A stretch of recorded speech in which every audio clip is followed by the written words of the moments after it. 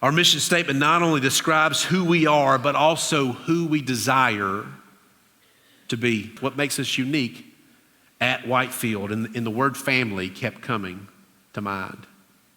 Family. I want people, anybody that comes on our campus, sits in our pews, engages with our people, I want them to feel like they're welcomed, that they could feel like they're home here.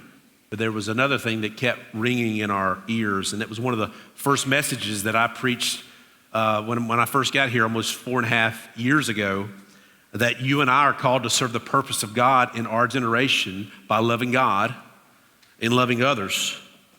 Because if we fail to carry out the two greatest commandments, then we have failed to serve the purpose that God has for us. And the only way we carry out these commandments is to put Christ and keep Christ at the center of our lives and as the center of this church.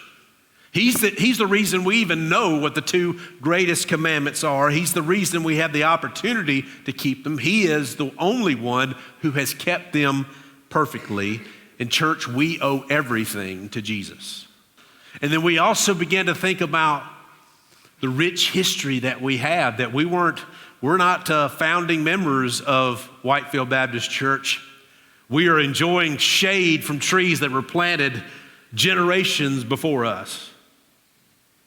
And so we began to think about how our church began, and thinking about those fields and thinking about the growth in those fields and the harvest that comes from that. And it's this idea of growing, this activeness, not staying stagnant, not being complacent, but growing, seeking to grow.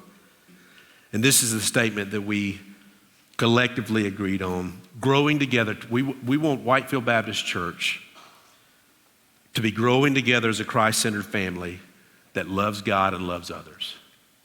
Growing together as a Christ-centered family that loves God and loves others. We believe that this statement describes who we are and who we desire to be.